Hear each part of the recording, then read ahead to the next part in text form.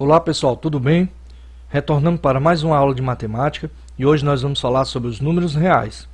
Reunidos em um mesmo conjunto, todos os números racionais e todos os números irracionais formamos o conjunto dos números reais, representado por R. Nós temos aqui que o 2 pertence aos reais, menos 1,6 pertence aos reais, menos 0,48 pertence aos reais, menos 5 pertence aos reais, o π pertence aos reais, raiz quadrada de 10 pertence aos reais, 3 quartos pertence aos reais, 1,25 pertence aos reais, 1,666 pertence aos reais, 2,030030003 pertence aos reais, menos raiz quadrada de 3 pertence aos reais, menos 2,13333 pertence aos reais.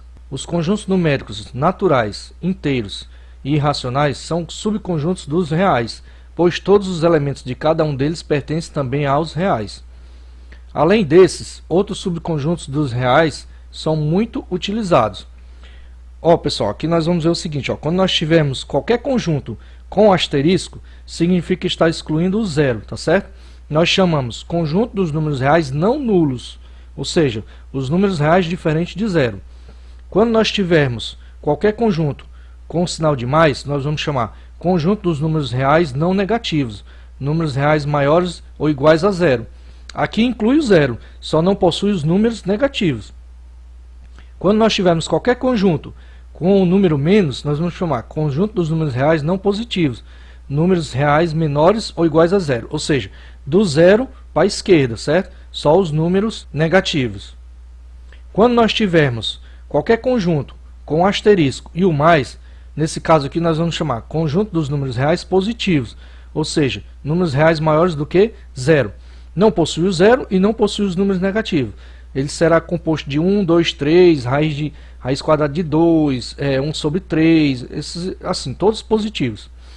E quando nós tivermos qualquer conjunto com asterisco e o símbolo negativo, nesse caso aqui nós vamos chamar conjunto dos números reais negativos, números reais menores que zero. Não possui o zero e não possui os números positivos. Eles possuem menos 1, menos 2, menos 3, menos 1 sobre 3, menos 5 sobre 8, vários números, contanto que sejam negativos e diferentes de zero.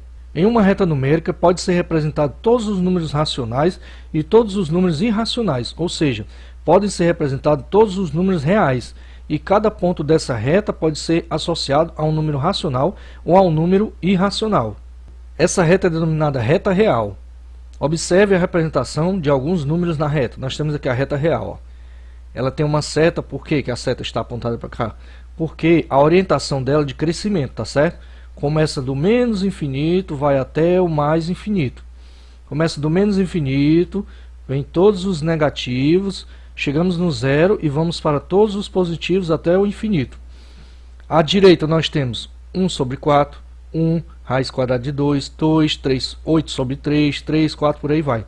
À esquerda nós temos o menos 1 sobre 4, o menos 1, menos raiz de 2, o menos 2, menos 8 sobre 3, menos 3, por aí vai. Infinitos são os números.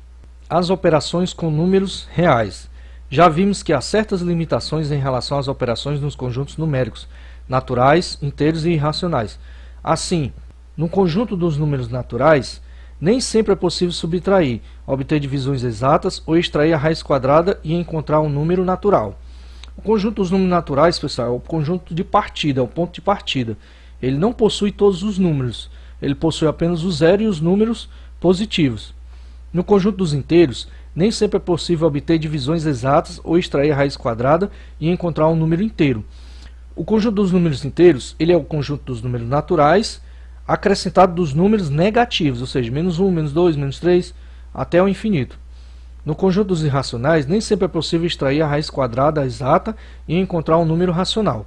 Porém, no conjunto dos números reais, efetuamos qualquer adição, subtração, multiplicação e divisão com números reais, exceto a divisão por zero, bem como extraímos a raiz quadrada de qualquer número positivo e encontramos números reais. Vale lembrar que há restrições. A raiz quadrada de um número negativo, por exemplo, não representa um número real, pois não existe número real que elevado ao quadrado tenha como resultado um número real negativo. Então, por exemplo, raiz quadrada de menos 4 não pertence ao conjunto dos números reais. Vejamos algumas situações que envolvem operações com números reais.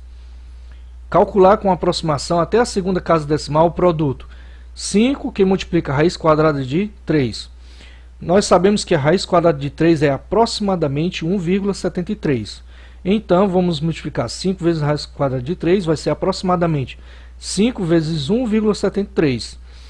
Portanto, 5 que multiplica a raiz quadrada de 3 é aproximadamente 8,65.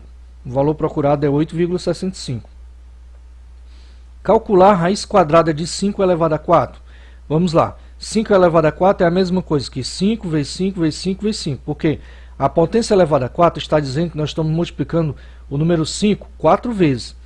E ao multiplicar o número 5 4 vezes, nós encontramos o resultado de 625.